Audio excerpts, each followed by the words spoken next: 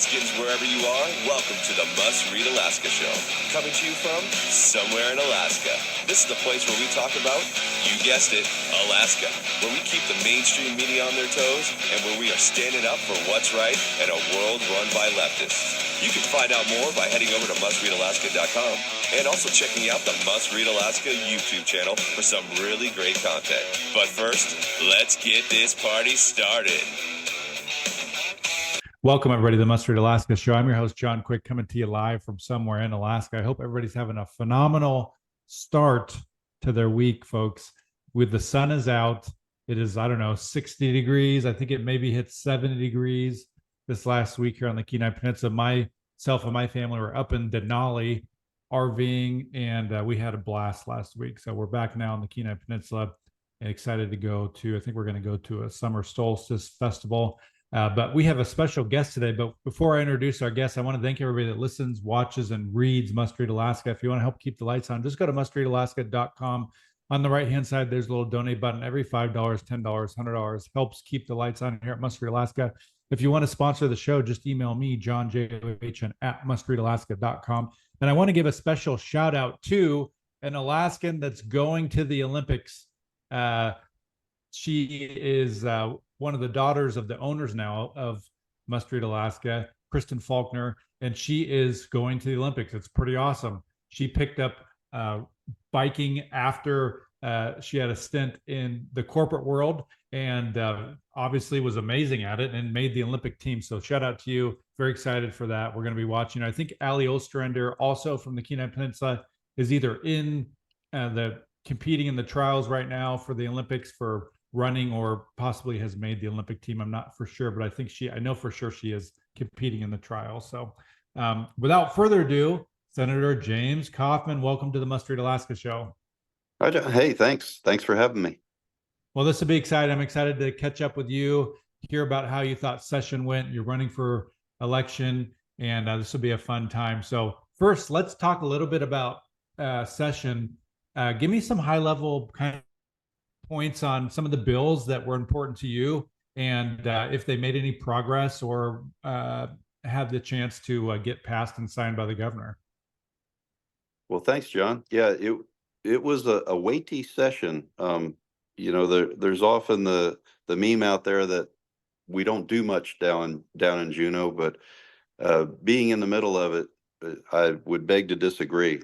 We were very busy. We actually did a few those, and they were pretty serious topics. So, the themes of education, energy, all of the big issues were there. But along with it, I was able to get about 10 of our initiatives through, either in the form of bills that we passed or in the form of text that was put into other bills to try and get our initiatives passed. So we addressed insurance data security. We updated our workers' compensation laws to address some inflation proofing that had to be done on that, and to remove a catch-22 that was keeping people from being able to get back to work. So we worked with the department on that. On the insurance data security, we also worked with our director of insurance in the state, using some model legislation and then tailored it to the unique requirements of Alaska. And insurance data security, it doesn't sound real exciting, but when you have a data breach, it gets exciting in a hurry. So sometimes these kind of boring improvement topics that I pick up and run with are what's underlying it are some very serious issues. So we're really proud of getting those through. We worked with the railroad to get some bonding authority to be able to build a new cruise ship dock down in Seward, and so that's very important for the economic stability of the region. Now that one is under a little bit of a cloud right now because of the late session that the House had. They ultimately passed it, but it was past the midnight hour, so we'll see what happens with that.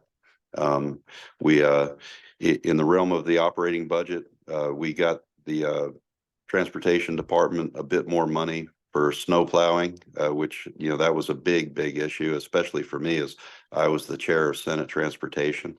And also the budget that we passed this year, it had about a 1350 PFD in it, and also provided some capital money for the capital projects throughout the districts in Alaska, some things that have been languishing. So we dedicated in my district some of that for school safety. So for the crossings, so the kids can get to school safely.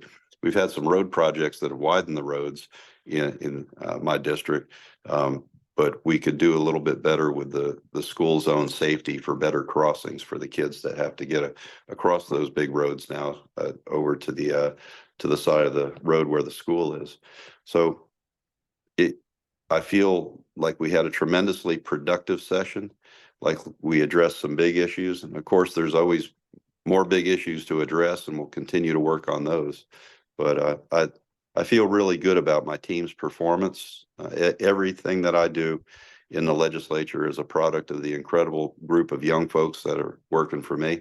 I've got 3 young Republicans that are just they're workhorses. They're super smart, and I just love showing up to work with those guys every day. That's awesome. So a couple questions for you. I think one of the questions that folks wonder about the transportation stuff specifically is, did we miss out on other stuff going out about, we missed some deadline, or the Biden administration was kind of playing politics with it? Did the state miss out on any federal funding for roads and stuff like that? Or are we good to go? No, we're good to go. I mean, there might be something on the margins there, and there was maybe some disagreements on a few things at the end, but yeah, a big part of that, the Department of Transportation is trying to do improvement projects to streamline how they operate, and so they're in the process of change. There were some changes at the federal level, but in the end, that got kind of prioritized, and we made it just under the wire. And so the crisis averted, but boy, was I getting a lot of phone calls and emails about that. What the heck is going on? People were concerned at one point that there was not going to be a construction season, for roads and highways. So that was pretty tense for a little while there. Now, what I did with that is I was working with the department kind of quietly to find out what they were doing, and we held off on having any hearings until after they had kind of get the work done, and then we'll talk about it. So we had a follow-up hearing with them about what they're doing, and I would say it's all kind of in the realm of trying to change the process and some of the glitches that can occur while that's happening. So let's talk a little bit about the workman's comp thing, because I think some of those little things are fascinating that most people don't think about every day. I think one of the things that happened was, and you could tell me if I'm wrong, but folks that wanted to go back into what their job previously was, there was some sort of a loophole where they couldn't do that. They had to be retrained for a different job. What were some of those things that you fixed that are going to help people out in the long run that want to get back to work? Well, when we do legislation, in order for it to be constitutional, it has to be written in a certain way, and that causes us to sometimes lock in on something. So we had previously locked in on a federal book that is basically the job descriptions, and for all the possible job descriptions that one might have as the job categories and all of that. And it had, I think it was last updated in the 80s or something. So it had big gaps in it. Things have changed. And so really the 2 main pieces of it were to update the process by which those job descriptions are considered, or the references in statute, and then also adjust the inflation that had occurred. We have things that get set in statute, and then inflation happens, and next thing you know, the system's not really working.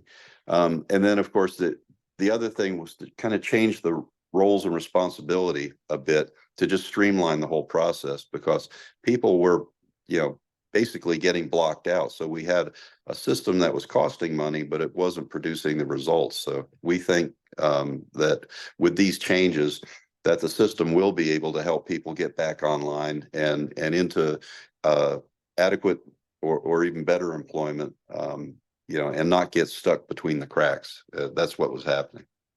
Nice. So you are running for re-election. Tell me why you wanted to keep, throw your name in the hat again and go in for another session. What spurred you to keep going? Well, when I ran, it was under the premise that I was going to take the management experience that I had to Juneau, and just kind of the relentless pursuit of common sense. And that I feel that that's what I promised my first campaign back in 2020. I had the pleasure of cutting my teeth in politics during the whole coronavirus thing. So that was fascinating. So I put myself there as someone who would go down to Juneau and just use really business practices and common sense and just an awareness of how the private sector really works to try and streamline what our state does, improve how we do it. I might not satisfy the folks that, like a red meat flinging flamethrower. I'm kind of calm and even keeled in the way I approach things and methodical, and I like the details. So I find that there's just a ton of work to do around those things. And some of those are really substantial improvements that can just make life easier for people. We removed a roadblock that was keeping people from getting commercial driver's licenses, and that enables people that didn't have an operator's permit. What's the regular driver's license called? So just an operator's permit, a regular driver's license.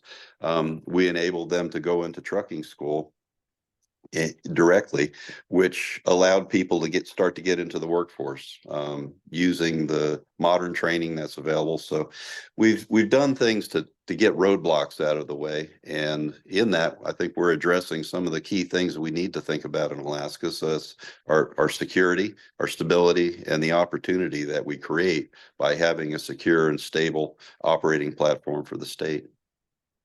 Nice. So how's the campaign going? Do you got some events coming up this summer? Talk to us a little bit about that. Yeah, it's back to the usual thing. So my campaign restart is going to be the next event will be on the 8th at Little Italy in Anchorage. That's a popular place that folks are pretty familiar with around here. It's in my district. And so we'll have a campaign restart this coming 8th. That's Monday. And usual hours from about 5:30 to 7 or so. And after that, it's going to be the usual thing. I do a lot of doors. I've hit over 10,000 doors in my political career, so wow. pretty heavy on the conversations with people. So I'll build on that total, get out there and talk to more folks. And other than that, raise money. I've got road signs put out, so I've probably got 12 4x8 road signs deployed already around the district. So I've got a good showing on those.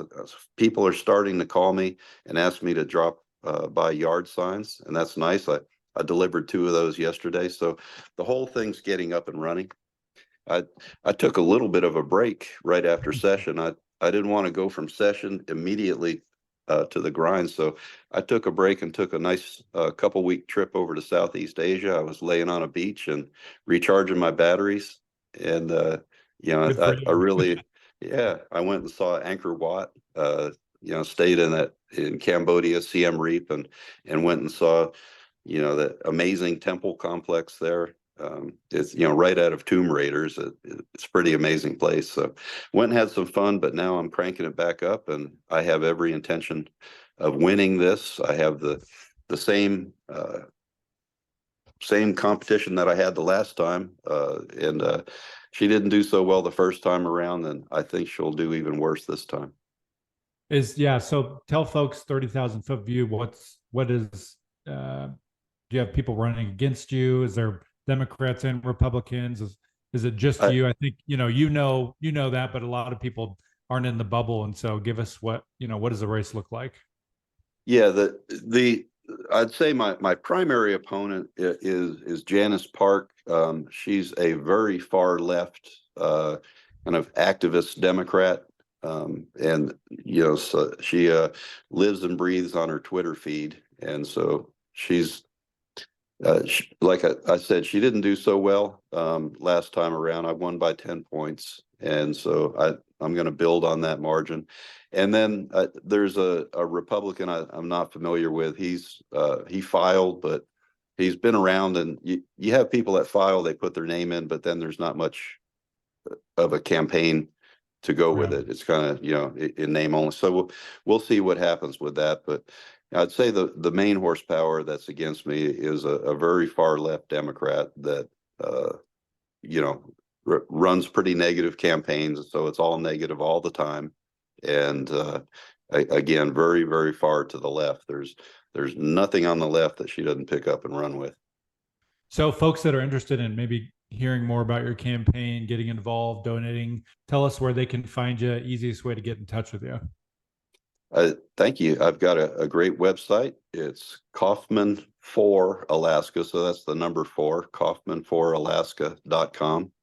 And there's all the typical fundraising buttons and all of that to be able to donate or get on our contact list. But a little different than a lot of candidates, there's also policy information up there. So when you go to my website, you don't just see pictures of me with my dog or my kids.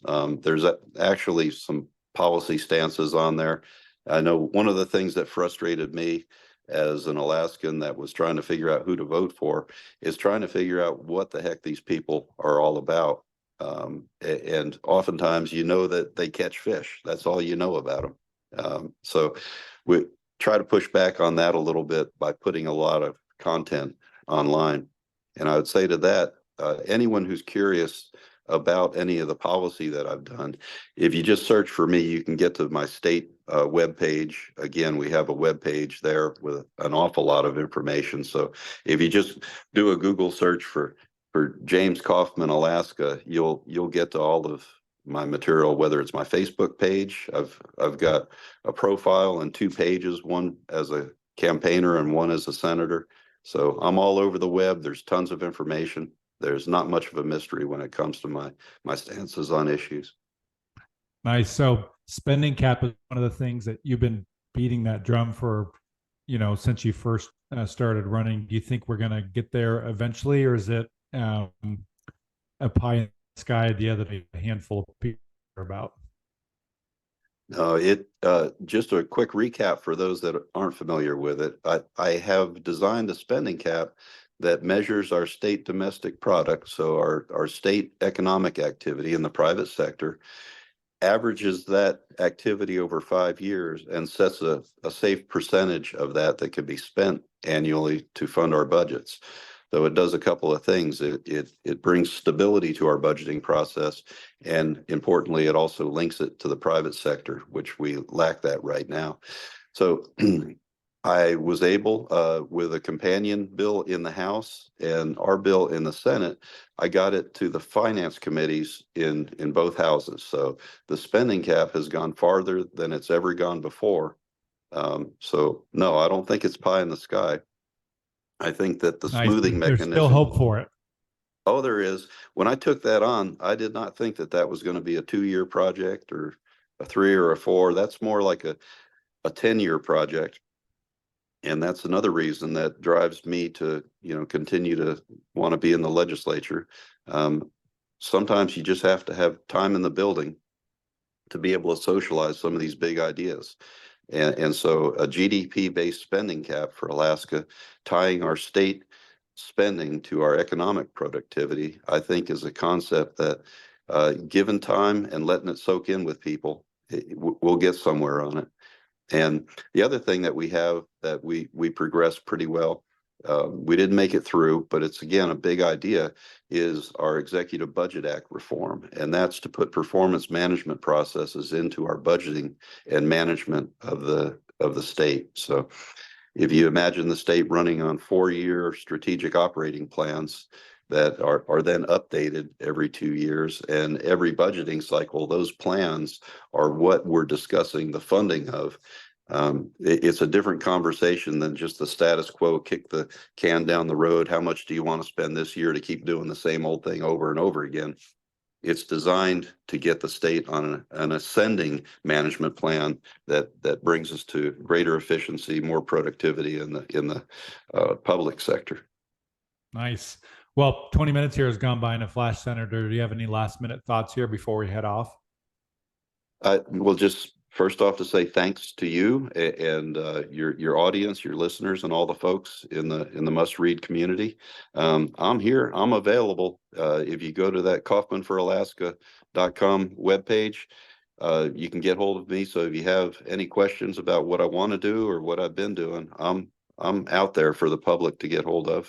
So I'm easy to find. And so reach out, and I'm happy to answer any questions, or if you want to host an event or help me knock on doors or any of that good stuff, I'm easy to get hold of. Awesome. Well, folks listening in, I'll put all the links to the Senator's campaign in the podcast description. And I really appreciate you joining us here on the Must Read Alaska show. For folks that listen, watch, and read Must Read Alaska, and you want to help keep the lights on, just go to mustreadalaska.com. On the right-hand side, there's a little donate button. Every $5, $10, $100 helps keep the lights on here at Must Read Alaska. And if you want to sponsor the Must Read Alaska show, just email me, John, John, at mustreadalaska.com. And again, special shout out to Kristen Faulkner, Alaska from her, who made the Olympic team. It's very exciting. Folks, I hope you have a wonderful rest of your week. And until next time, I'm John Quick from somewhere in Alaska. Thanks.